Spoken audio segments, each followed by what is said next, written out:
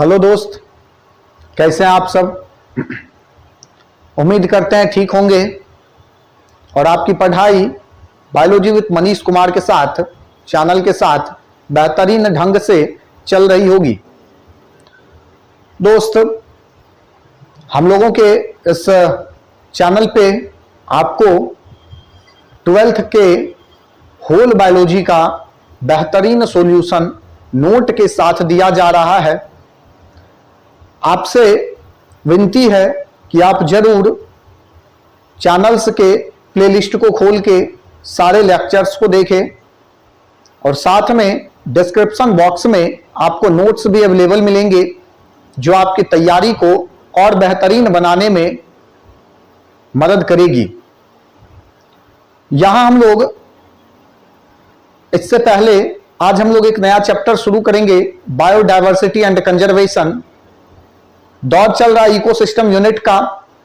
इसमें हम लोग इससे पहले एनवायरमेंटल इशू खत्म कर चुके हैं, इकोसिस्टम खत्म कर चुके हैं। बायोडायवर्सिटी एंड कंजर्वेशन आज हम लोग शुरू करने जा रहे हैं। इससे पहले बायोटेक्नोलॉजी यूनिट का दोनों चैप्टर आपको पढ़ा दिया गया है। उस लेक्चर के डिस्क्रिप्शन बॉक्स में आपको नोट्स भी मिलेंगे। इसके अलावा आपको पहले यूनिट का 2 चैप्टर रिप्रोडक्शन इन ऑर्गेनिज्म यानी कि जीवों में जनन और उसके साथ पुष्पी पादप में लैंगिक जनन भी आपको बता दिया गया है। इस दोनों वीडियो के डिस्क्रिप्शन बॉक्स में भी आपको इस दोनों चैप्टर्स के नोट मिलेंगे। इकोसिस्टम यूनिट का तीसरा इकोलॉजी यूनिट का तीसरा चैप्टर आज हम लोग शुरू करने जा रहे हैं, बायोडायवर्सिटी एंड कंजर्वेशन। इससे पीछे हम लोग दोनों महत्वपूर्ण चैप्टर्स के बारे में पढ़ चुके हैं। आप प्लेलिस्ट में जाके जरूर देखें उस वीडियो को, वो आपके बोर्ड के लिए या फिर अलग अलग तरह के कॉम्पिटिटिव एग्जाम के लिए बेहतरीन साबित होगा। नोट्स भी दोनों के आपको अवेलेबल मिलेंगे। वीडियो को देखने से पहले आप नोट्स जरूर डाउनलोड करें ताकि जब आप वीडियो देखेंगे तो उस समय या उसके बाद आपको रिवीजन करने में काफी ज्यादा आसानी होगी। भाषा काफी आसान है जो आपको याद रखने में भी काफी ज्यादा मदद मिलेगी। चलिए दोस्त, शुरू करते हैं आज हम लोग बायोडायवर्सिटी एंड कंजर्वेशन का। तो सबसे पहले हम लोग बात ये करेंगे कि व्हाट इज डायवर्सिटी। बायोडायवर्सिटी है क्या। तो सबसे पहले आप ये समझिए कि हमारे इस अर्थ का या फिर हमारे इस ये जो हमारा प्लेनेट है अर्थ, इसका सबसे खूबसूरत बात यह है दोस्त कि यहां पर बहुत सारे ऑर्गेनिज्म, यानी कि आप अनुमान भी नहीं लगा सकते, अंदाजा भी नहीं लगा सकते हैं कि कितना ऑर्गेनिज्म, बहुत ज्यादा ऑर्गेनिज्म जो है यहां पर वैरायटी ऑफ ऑर्गेनिज्म हमारे प्लेनेट अर्थ पर प्रेजेंट है। इन सारे ऑर्गेनिज्म को जब हम लोग क्या करते हैं कि एक साथ मिलाते हैं तो इन्हीं ऑर्गेनिज्म को हम लोग नाम देते हैं बायोडायवर्सिटी, यानी कि अर्थ पर पाए जाने वाले सभी ऑर्गेनिज्म के ग्रुप को हम लोग नाम क्या दे देंगे, तो बायोडायवर्सिटी एंड इट्स कंजर्वेशन या फिर एंड कंजर्वेशन, कुछ भी कह सकते हैं आप, ध्यान देंगे। कंजर्वेशन क्या है, तो ये बायोडायवर्सिटी हमारे इकोलॉजी के लिए, जो हमारा इकोसिस्टम है, इसके नॉर्मल फंक्शन के लिए काफी ज्यादा इंपॉर्टेंट है। यानी ये कि अगर ये डायवर्सिटी है तो हमारा इकोलॉजी नॉर्मल फंक्शन करेगा, और अगर हमारे यहां डायवर्सिटी नहीं है तो हमारा इकोलॉजी यानी कि इकोसिस्टम सामान्य फंक्शन, सामान्य रूप से कार्य नहीं कर पाएंगे। तो इस डायवर्सिटी को बचाना हमारे लिए काफी ज्यादा महत्वपूर्ण है। सब देखेंगे हम लोग कि क्यों जरूरी है, संरक्षित कैसे करें, ये सारा चीज इस चैप्टर में हम लोग जो है इस पर चर्चा करने वाले हैं। लेकिन आप उससे पहले समझिए कि है क्या कंजर्वेशन आखिर। तो इन सारे ऑर्गेनिज्म को बचाने के लिए हम लोग अलग अलग तरह का जो भी प्रक्रिया अपनाते हैं, उन सारे प्रक्रियाओं के समूह को हम लोग नाम देते हैं कंजर्वेशन। उन सारे प्रक्रियाओं को हम एक साथ नाम देंगे क्या, कंजर्वेशन। तो बायोडायवर्सिटी एंड कंजर्वेशन कहने का मतलब यह है कि अर्थ पर पाए जाने वाले सभी ऑर्गेनिज्म को हम लोग बायोडायवर्सिटी कहेंगे, अर्थ का बायोडायवर्सिटी कहा जाएगा। और उसके बाद जो उसको बचाने का जो प्रक्रिया है, यानी कि उस डायवर्सिटी को इस अर्थ पर मेंटेन रखने का जो प्रोसेस है, वो कहलाएगा इसका कंजर्वेशन, यानी कि बायोडायवर्सिटी एंड कंजर्वेशन। ध्यान देंगे जो टर्म है वो दिया गया था एडवर्ड विल्सन के द्वारा, नाम आपको याद रहना चाहिए। बायोडायवर्सिटी टर्म दिया गया था एडवर्ड विल्सन के द्वारा, एडवर्ड विल्सन, और कंसेप्ट दिया गया था हमारे बायोडायवर्सिटी का WG टेंसले, ठीक है, किसके द्वारा दिया गया था, सॉरी WG रोजेन, टेंसले नहीं, WG रोजेन, याद रखेंगे दोनों नाम। Term is given by Edward Wilson and concept was given by WG Rosen. WG Rosen के द्वारा यह कंसेप्ट हम लोगों के पास आया और यह टर्म एडवर्ड विल्सन के द्वारा दिया गया था। चलिए, जैसे जैसे ह्यूमन का सिविलाइजेशन हुआ, या फिर आप ऐसे कह सकते हैं ऑरिजिन ऑफ लाइफ हुआ, ऑरिजिन ऑफ लाइफ जैसे हुआ अर्थ पे, उसके बाद हमारे यहां डायवर्सिटी काफी ज्यादा होना शुरू हुई। धीरे धीरे ये डायवर्सिटी बढ़ती जा रही है।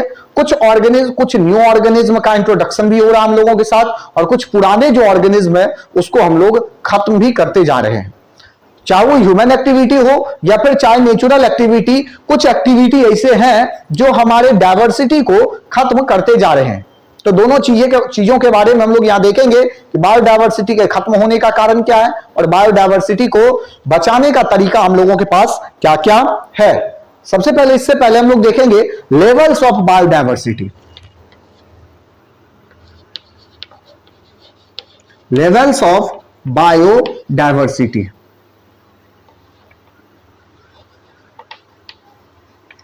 लेवल्स ऑफ बायोडायवर्सिटी कहने का मतलब है कि बायोडायवर्सिटी किस किस स्तर पर, यानी कि जैव विविधता के स्तर, जैव विविधता के स्तर, यहां देखेंगे हम लोग जैव विविधता के स्तर। तो जैव विविधता के क्या क्या स्तर हैं, जैव विविधता के क्या क्या स्तर है, इसको जरा देखते हैं। तो हमारे जैव विविधता का मुख्य रूप से 3 स्तर है। क्या सब? तो सबसे पहला जो है नंबर 1 में वो है जेनेटिक, जेनेटिक। दूसरा होगा आपका स्पीसीज, और तीसरा हो जाता है इकोलॉजिकल। जेनेटिक, स्पीसीज और इकोलॉजिकल, हिंदी में इसको हम लोग आनुवांशिक नाम देते हैं। आनुवांशिक विविधता, आनुवांशिक विविधता। इसके बाद दूसरा जातीय विविधता, और तीसरा पारिस्थितिकीय विविधता, पारिस्थितिकीय विविधता। तीनों के बारे में देखेंगे जरा कि जेनेटिक डायवर्सिटी क्या है, स्पीसीज डायवर्सिटी क्या है, और उसके बाद इकोलॉजिकल डायवर्सिटी क्या है। तो अगर हम लोग जेनेटिक डायवर्सिटी का बात करें तो ये क्या होगा कि हम लोग क्या देखते हैं कि एक ही टाइप के ऑर्गेनिज्म में अगर डायवर्सिटी पाया जा रहा है, यानी कि आप ऐसे समझिए, अगर हम लोग क्या करते हैं कि किसी एक ऑर्गेनिज्म को लेते हैं और उसी ऑर्गेनिज्म में बहुत सारा वैरायटी अगर हम लोगों को देखने के लिए मिलता है, तो इस तरह के डायवर्सिटी को हम लोग जेनेटिक डायवर्सिटी नाम देते हैं। ध्यान देंगे जरा, इसके एग्जांपल को समझिए। तो हिमालय के कुछ रीजन में रॉवॉल्फिया वोमिटोरिया नाम का एक प्लांट पाया जा रहा है। तो हमारा हिमालय जो पर्वतराज है वो काफी बड़े क्षेत्रों में फैला हुआ है। तो अब हिमालय के सभी क्षेत्र में अगर हम लोग जाए तो रॉवॉल्फिया वोमिटोरिया हमको मिलेगा, लेकिन वो प्लांट जो रॉवॉल्फिया वोमिटोरिया है, वो प्लांट सभी रीजन में एक जैसे कैरेक्टर को नहीं दर्शाता है। वहां पर कैरेक्टर्स क्या होगा कि रीजन टू रीजन चेंज होते चला जाएगा, बदलते चला जाएगा। अब ये जो कैरेक्टर हमको दिख रहा है, बदला हुआ कैरेक्टर, प्लांट तो एक ही है, रॉवॉल्फिया वोमिटोरिया, लेकिन उसका कैरेक्टर क्या हुआ है, बदल चुका है। तो अब उसको हम लोग क्या देंगे, क्या, जेनेटिक डायवर्सिटी। आप एक बात और समझिए, रॉवॉल्फिया वोमिटोरिया से हम लोग कुछ केमिकल्स सिक्रीट रोवोल्फिया वोमिटोरिया से हम लोग कुछ केमिकल्स जो है वो ऑब्टेन करते हैं, जिसका नाम है रेस्पिरिन, जिसका यूज हम लोग अलग अलग क्षेत्रों में करते हैं। मेडिकल के फील्ड में, मेडिसिन के फील्ड में हम लोग इसका यूज करते हैं। तो रीजन बदलने के साथ साथ जो अमाउंट ऑफ रेस्पिरिन, जो नेचर ऑफ रेस्पिरिन है रोवोल्फिया वोमिटोरिया से ऑब्टेन, वो सारा क्या होता है, बदल जाता है। तो इसलिए इस तरह के डायवर्सिटी को हम लोग नाम देते हैं जेनेटिक डायवर्सिटी। दूसरा स्पीसीज डायवर्सिटी आ रहा है। दूसरा आता है आपका स्पीसीज या फिर जातीय डायवर्सिटी। तो ध्यान देंगे जरा, किसी भी एक रीजन में कोई एक सर्टेन रीजन लेते हैं, जैसे मान लीजिए कोई ये ले लिया गया है एक रीजन, एक सर्टेन रीजन। अब इस रीजन में जो स्पीसीज, अलग अलग तरह का स्पीसीज पाया जाएगा, अब उस डायवर्सिटी को हम लोग क्या देंगे, स्पीसीज डायवर्सिटी। ये रहा आपका, जैसे अगर ये एक रीजन है, इसमें 1 2 3 4 5 6 7 8 इस तरह से बहुत सारा स्पीसीज पाया जा सकता है। अब इसको हम लोग कह देंगे क्या, स्पीसीज डायवर्सिटी। तीसरा नंबर आता है आपका इकोलॉजिकल डायवर्सिटी। ये क्या है, तो क्या होगा कि हमारे यहां अगर मान लेते कि ये हमारा प्लैनेट है अर्थ, तो अब यहां क्या होगा कि यहां पर कुछ रीजन में हम लोगों को जो है टेरेस्ट्रियल रीजन होगा, कुछ दूर कुछ जगह पे हम लोगों का जो है एक्वेटिक रीजन होगा, कुछ जगहों पर हम लोगों को डिजर्ट रीजन मिलेगा। अब इन अलग अलग रीजन में जब हम लोग जाएंगे तो हमारा डायवर्सिटी क्या होगा कि बदलेगा, हमारा डायवर्सिटी बदलेगा। यानी कि एक्वेटिक, या हम लोग लिख देते हैं एक्वेटिक इकोसिस्टम में हम लोगों को अलग तरह का डायवर्सिटी, टेरेस्ट्रियल इकोसिस्टम में हम लोगों को अलग तरह का डायवर्सिटी, और यहां पर डिजर्ट में हम लोगों को अलग तरह के डायवर्सिटी देखने के लिए मिलते हैं। इन सारे डायवर्सिटी को जब हम लोग एक साथ मिलाएंगे तो हम लोग इसको नाम देंगे इकोलॉजिकल डायवर्सिटी। यही स्तर है तीनों डायवर्सिटी का। ध्यान से देखेंगे, जेनेटिक, स्पीसीज और इसके बाद इकोलॉजिकल डायवर्सिटी। चलिए बढ़ते आगे जरा, देखते जरा इकोलॉजिकल डायवर्सिटी जो हमारा है, इस इकोलॉजिकल डायवर्सिटी को हम लोग फिर से 3 भाग में विभाजित किए हैं। इसमें सबसे पहला अल्फा, दूसरा बीटा और तीसरा गामा डायवर्सिटी हम लोगों को देखने के लिए मिलता है। अल्फा डायवर्सिटी क्या है, बीटा डायवर्सिटी क्या है और गामा डायवर्सिटी क्या है, इस तीनों के बारे में हम लोग अभी आगे देखते हैं। तो ध्यान देंगे, एक लाइन में याद रखेंगे, अल्फा डायवर्सिटी का मतलब है with in community, with in community, यानी कि किसी एक जगह पर उपस्थित कम्युनिटी में जो डायवर्सिटी होगा उसको हम लोग अल्फा डायवर्सिटी नाम देंगे। दूसरा आता है तो ये होगा बिटवीन कम्युनिटी, यानी कि 2 इकोसिस्टम या फिर 2 से अधिक इकोसिस्टम, यानी 2 ही रखिया, 2 इकोसिस्टम के बीच में या फिर 2 इकोसिस्टम को मिला करके एक साथ जो डायवर्सिटी हम लोगों को देखने के लिए मिलेगा उसको हम लोग नाम देंगे बीटा डायवर्सिटी। तीसरा है गामा डायवर्सिटी। ये किसी भी एक पूरे ज्योग्राफिकल एरिया में जो डायवर्सिटी हम लोगों को देखने के लिए मिलता है इसको हम लोग नाम देते हैं क्या, तो गामा डायवर्सिटी। चलिए ध्यान देंगे जरा, ये जैसे अगर ये है तो ये है हमारा क्या, ध्यान देंगे, अगर यहां केवल बात करेंगे तो ये अल्फा, इस दोनों के बीच का बात करें तो बीटा, और इस पूरे का बात करें तो फिर गामा। इस तीनों का अगर बात करें तो ये हो जाएगा क्या, gamma diversity. Alpha diversity with in community, beta diversity between community, between community एक ही है ये दोनों, और ये पूरा मिला करके हो जाएगा गामा डायवर्सिटी। चलिए दोस्त आगे बढ़ेंगे और देखेंगे species diversity on earth. Species diversity on earth यानी कि इस पृथ्वी पर कितने तरह का स्पीसीज है और उस स्पीसीज का किस तरह का अरेंजमेंट है, मतलब किसका जनसंख्या ज्यादा किसका जनसंख्या कम।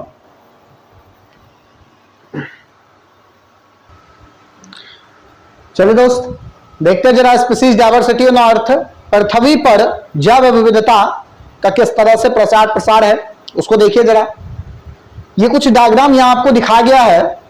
ये डायग्राम आपके एनसीईआरटी में भी एकदम क्रिस्टल क्लियर तरह से बनाया गया है।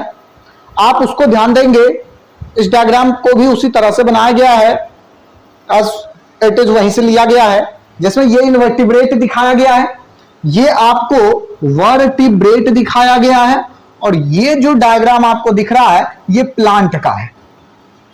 ध्यान दें कि इसमें दिखाया ये जा रहा है कि अगर हम लोग इनवर्टिब्रेट का बात करें तो इस इनवर्टिब्रेट में हम लोगों के पास इंसेक्ट जो है ये सबसे ज्यादा है, यानी कि इनवर्टिब्रेट में नंबर्स ऑफ इंसेक्ट जो है इनवर्टिब्रेट ग्रुप में वो सबसे ज्यादा नंबर जो है वो हम लोगों को मिलता है इंसेक्ट का। इसके बाद हम लोगों को मोलस्का मिलता है, फिर इसके बाद क्रस्टेशियन है और इसके बाद अदर में सभी जीव जो है वो आपको मिल जाएंगे।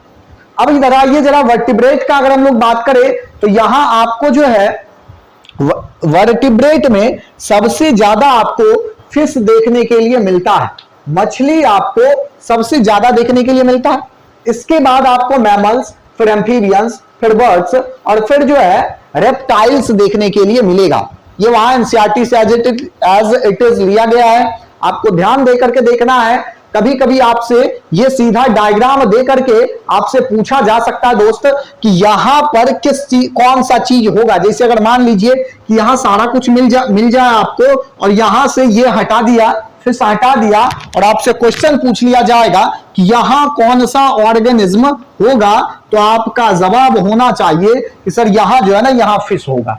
इसी तरह से यहां भी आपसे पूछा जा सकता है एज इट इज सारा कुछ यहां से हटा दे, इंसेक्ट सब कुछ रहने दे, इंसेक्ट वाले को हटा दे और आपसे पूछ दे ये कि यहां पर कौन सा ऑर्गेनिज्म होगा, तो आपका जवाब होना चाहिए कि सर यहां जो है ना यहां इंसेक्ट होगा, यहां पर इंसेक्ट होगा, यह आपका जवाब होना चाहिए।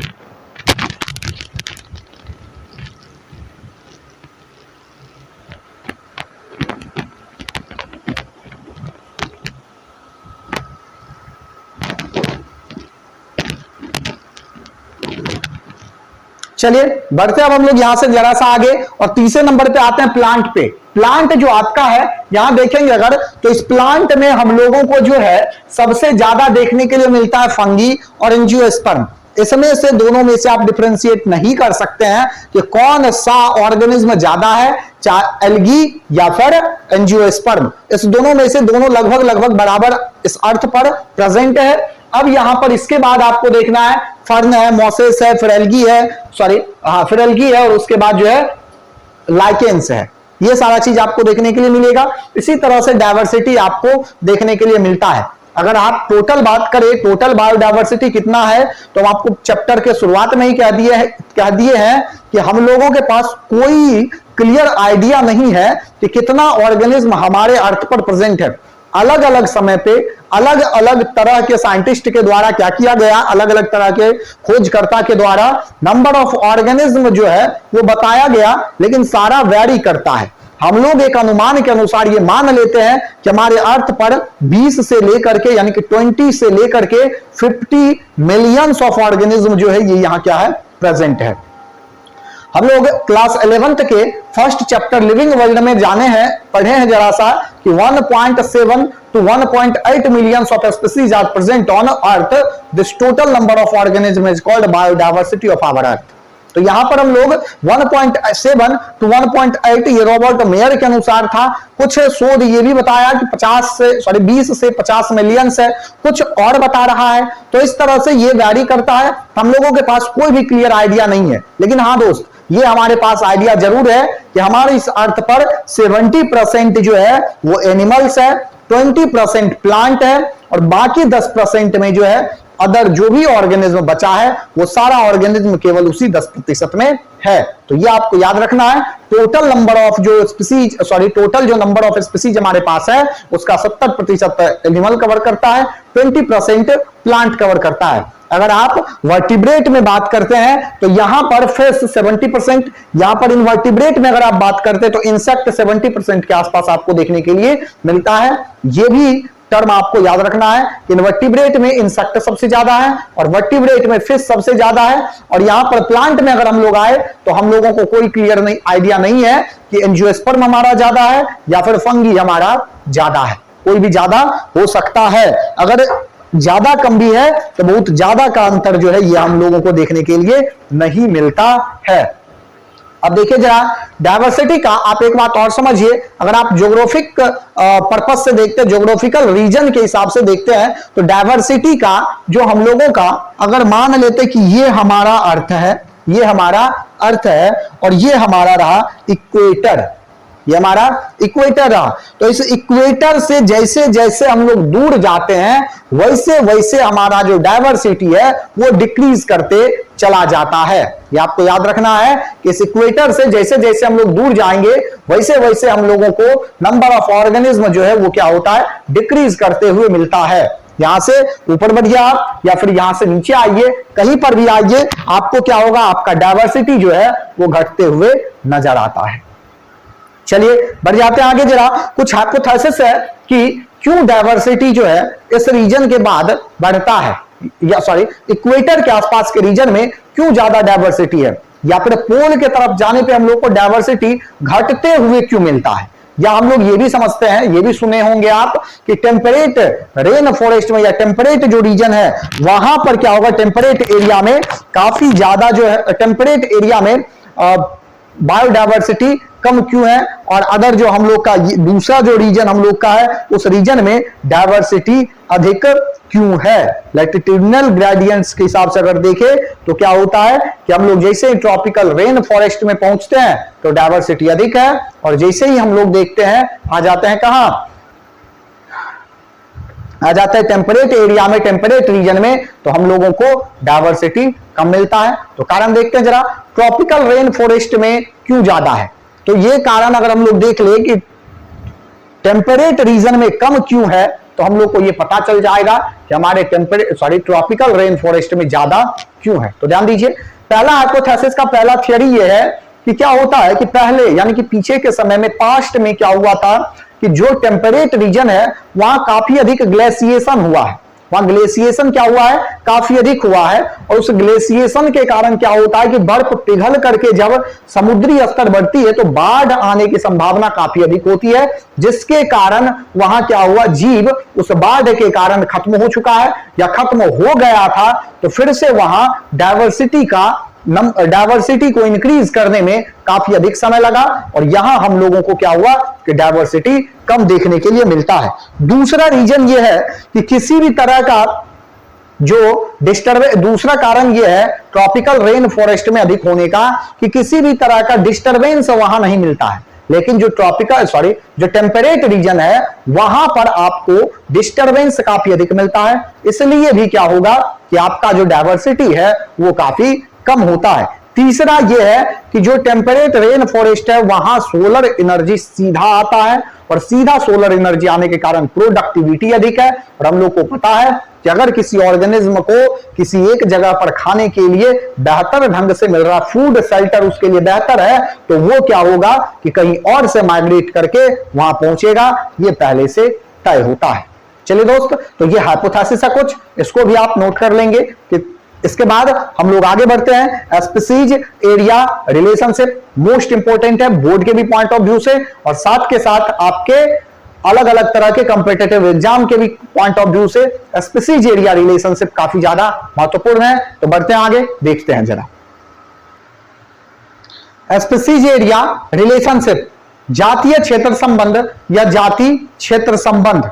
ध्यान देंगे जरा, ये जो थ्योरी है ये अलेक्जेंडर वॉन हम्बोल्ट के द्वारा दिया गया है, अलेक्जेंडर वॉन हम्बोल्ट के द्वारा ये थ्योरी दिया गया था, और आपको पता होना चाहिए ये इस थ्योरी को देने में अलेक्जेंडर वॉन हम्बोल्ट काफी मतलब कई हजार किलोमीटर तक पैदल चले, और उसके बाद इस थ्योरी को जो है अपने हिसाब से दिए कि जातीय क्षेत्र संबंध क्या कहता है। अब इसका कारण देखिए जरा कि यहां आपसे आपके दिमाग में ये क्वेश्चन आ सकता है कि सर इस थ्योरी को देने में और पैदल चलने में क्या लिंक है। तो ध्यान दीजिए, अलेक्जेंडर वॉन हम्बोल्ट ये चाहते थे कि इस थ्योरी को देने के बाद इसमें किसी भी तरह का कोई त्रुटि नहीं रहे, किसी भी तरह का कोई मिसकंसेप्शन नहीं रहे, वो लगातार वो थ्योरी चलता रहे। स्पीसीज एरिया रिलेशनशिप कहता क्या है, इसको जरा देखेंगे। तो इसको एक ग्राफ से समझते हैं, ग्राफ के द्वारा ही बताया गया था। इससे पहले आप लैंग्वेज में समझिए, अलेक्जेंडर वॉन हम्बोल्ट का कहना यह था कि अगर हम लोग अपने देखने के एरिया को बढ़ाए, अगर हम लोग क्या करें अपने देखने के एरिया को बढ़ाए तो जो हमारा डायवर्सिटी है वो इंक्रीज करते जाता है, बढ़ते जाता है। जैसे आप ऐसे समझिए बातों को, जैसे जहां अगर अभी आप घर में बैठे हैं और अपने घर के गेट को यानी कि लॉक कर दीजिए, गेट को बंद कर दीजिए, तो आपको क्या होगा कि केवल उस घर में उपस्थित चीज ही दिखाई देगा। लेकिन आप क्या करें, गेट खोल दीजिए तो आपके घर के बाहर की चीजों का जो है वहां भी डायवर्सिटी आपको देखने के लिए मिलेगा। आप क्या करें, अब वहां से निकल करके अपने बरामदे पर आ जाए और वहां से बाहर देखे तो आपको वहां पर क्या होगा कि डायवर्सिटी और बढ़ेगा। अब आप सड़क पे आ जाइए तो डायवर्सिटी और बढ़ जाएगा। लेकिन अब अगर यहां से आप कहीं जाते हैं, सड़क से थोड़ा आगे थोड़ा पीछे बढ़ते हैं, तो डायवर्सिटी बढ़ेगा नहीं, वो कांस्टेंट हो जाएगा। यानी कि अलेक्जेंडर वॉन हम्बोल्ट का कहना था कि अगर आप क्या करते हैं कि अपने देखने के एरिया को बढ़ाते जाते हैं तो डायवर्सिटी बढ़ता है, लेकिन एक सर्टेन एरिया के बाद ये डायवर्सिटी कांस्टेंट हो जाएगा, वो ना बढ़ेगा ना घटेगा, उतना ही रह जाएगा। तो ध्यान दीजिए, इसको ग्राफ से समझिए किस तरह से अलेक्जेंडर वॉन हम्बोल्ट का कहना था और वो थ्योरी क्या है। अगर हम लोग मान लेते हैं कि ये रहा आपका ग्राफ, ये रहा आपका ग्राफ, और यहां हम लोग मान लेते हैं एरिया, और यहां हम लोग मान लेते हैं स्पीसीज, यहां हम लोग मान लेते हैं स्पीसीज। तो क्या होगा कि आप एरिया बढ़ाते चलिए, यहां कुछ तो एरिया होगा, तो एरिया बढ़ाते चलिए, आपका स्पीसीज बढ़ते जाएगा, बढ़ते गया।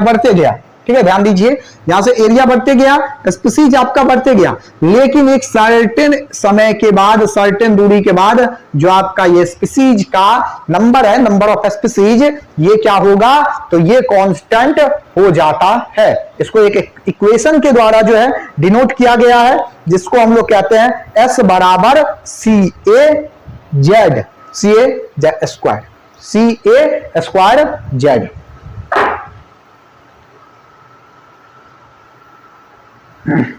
ध्यान देंगे जरा, CA स्क्वायर S बराबर CA to the power Z। इसी को लॉगरिथम में, लॉग में जो है, लॉग में दिखाने के लिए अलेक्जेंडर वॉन हम्बोल्ट इसको लॉग में इस तरह से दिखाए, log S equal to log C plus Z log A। Log पे आपको ज्यादा दिमाग नहीं लगाना है, यहां भी आपको दिमाग नहीं लगाना है, इक्वेशन आपसे कोई नहीं पूछ रहा है क्या है, किस तरह से है। आपसे पूछा क्या जाएगा, तो पूछा जाएगा इसका थ्योरी, स्पीसीज एरिया रिलेशनशिप क्या कहता है। तो आपको बताना है कि स्पीसीज एरिया रिलेशनशिप यानी कि वॉन हम्बोल्ट के द्वारा दिया गया, और उसके हिसाब से उनके अनुसार ये कहा गया कि अगर हम लोग क्या करते हैं कि अपने देखने के एरिया को बढ़ाते हैं तो हमारा जो डायवर्सिटी है वो बढ़ेगा, लेकिन एक सर्टेन लिमिट तक, उसके बाद वो कांस्टेंट हो जाता है, उसके बाद वो बढ़ता नहीं है। चलिए, अब इसके बाद हम लोग आ जाते हैं जरा कि इंपॉर्टेंस क्या है डायवर्सिटी का, importance of species diversity on ecosystem. परितंत्र में जैव विविधता का, परितंत्र में जैव विविधता का महत्व। ध्यान देंगे जरा, उसने ज्यादा चीज नहीं है इसमें। परितंत्र में बायोडायवर्सिटी का महत्व, बायोडायवर्सिटी का महत्व, क्या क्या महत्व है। तो ध्यान देंगे, हम आपको पहले ही बताए कि अगर क्या होता है कि डायवर्सिटी किसी परितंत्र में अधिक है, अगर किसी परितंत्र में डायवर्सिटी अधिक होगा तो वो स्टेबल होगा as compared to low number of organism और लो डायवर्सिटी। कहने का मतलब ये कि जहां डायवर्सिटी अधिक है, जहां डायवर्सिटी अधिक है, वहां पर क्या होगा कि वो स्टेबल नहीं होगा वो परितंत्र, लेकिन जहां पर डायवर्सिटी अधिक होगा वो परितंत्र ज्यादा स्टेबल होगा। तो सबसे पहला हम लोग देंगे स्टेबिलिटी, स्टेबिलिटी सबसे पहला हम लोग क्या देंगे, स्टेबिलिटी सबसे पहला। दूसरा प्रोडक्टिविटी, यानी कि जैसे ही इन्वायरमेंट में डायवर्सिटी अधिक होगा, जैव विविधता अधिक होगी, तो उसके कारण क्या होगा, उसके कारण वहां पर प्रोडक्टिविटी भी अधिक होगी। ये नॉर्मल सा फंक्शन है। तो ये परितंत्र में बायोडायवर्सिटी का महत्व हम लोगों को देखने के लिए मिलता है। चलिए बढ़ जाते हैं यहां से जरा सा आगे और हम लोग देख लेते हैं रिबेट पोपर हाइपोथेसिस। ध्यान देंगे जरा, ये भी आपके लिए इंपॉर्टेंट है, कई बार पूछा गया है। रिवेट पोपर हाइपोथेसिस,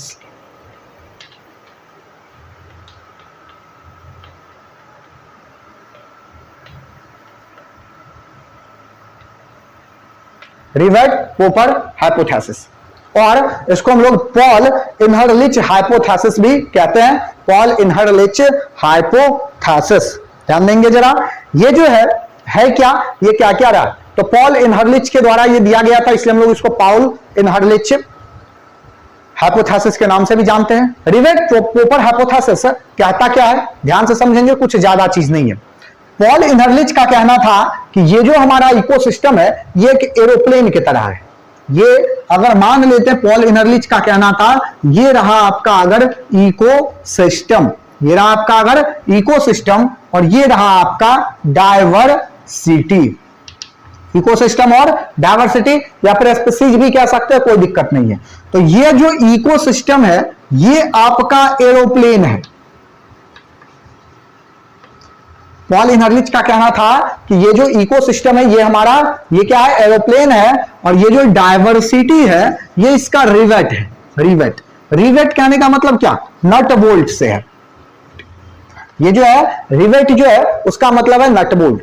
तो कहना था पॉल इनहर्लिच का कि अगर आप इस एरोप्लेन से हर यात्री, जैसे जैसे यात्रा होते जा रहा है, यात्री यात्रा करने जा रहा है, तो क्या होगा कि अगर इस एरोप्लेन से धीरे धीरे क्या करे, रिवेट निकालते जाए, यानी कि नट बोल्ट निकालते जाए, तो कुछ समय के बाद क्या होगा कि जो हमारा एरोप्लेन है वो क्रैश कर जाएगा। वो क्या होगा, क्रैश कर जाएगा। उसी तरह से हमारा इकोसिस्टम भी काम करता है। क्या कि अगर ये हमारे इकोसिस्टम को एरोप्लेन माने हैं, तो इस इकोसिस्टम के रिवा इसका जो नटबोल्ट है वो कौन है, स्पीसीज।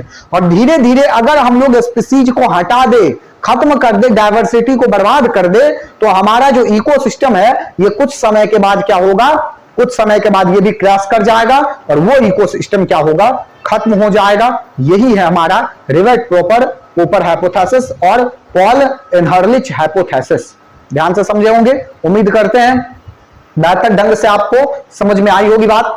आगे के क्लास में हम लोग दोस्त शुरू करेंगे काउज ऑफ बायोडायवर्सिटी लॉस। क्या क्या कारण है, बहुत सारे इससे कारण है जिस पे हम लोग रोक लगा करके हमारे पर्यावरण में, हमारे परितंत्र में उपस्थित डायवर्सिटी को बचाया जा सकता है। बेशक इन्हीं सारी बातों का चर्चा हम लोग नेक्स्ट लेक्चर में करेंगे। आप से दोस्त गुजारिश है कि आप जो है जरूर चैनल को लाइक, शेयर और सब्सक्राइब करिए। अपने दोस्तों को, जिनको भी इनकी जरूरत है, जो भी आपके क्लासमेट है, जो भी आपके साथ पढ़ाई कर रहे हैं, अगर किसी कारण से इस लॉकडाउन में या फिर किसी वजह से वो अगर क्लास ज्वाइन नहीं कर पा रहे हैं, उन सारे दोस्तों को, उन सारे लोगों को, या फिर जिन्हें भी इनकी जरूरत है, उन सभी लोगों को ये वीडियो या फिर चैनल का लिंक शेयर करिए और उनके साथ बात करके उन्हें भी सब्सक्राइब करने के लिए कहिए, ताकि बेहतर शिक्षा लोगों तक पहुंच सके। क्योंकि हम लोग सभी जानते हैं कि हम लोग क्या करेंगे, जितनी ज्यादा विद्या को जितना ज्यादा बांटा जाएगा वो आपके पास उतनी ज्यादा तेजी से बढ़ती है। चलिए दोस्त, आज के लिए इतना ही। चैनल को लाइक, शेयर, सब्सक्राइब जरूर करें। आज के लिए इतना ही, बाकी का बात नेक्स्ट वीडियो में, नेक्स्ट लेक्चर में किया जाएगा, कारण बायोडायवर्सिटी का लॉस का। तब तक के लिए जय हिंद, जय भारत।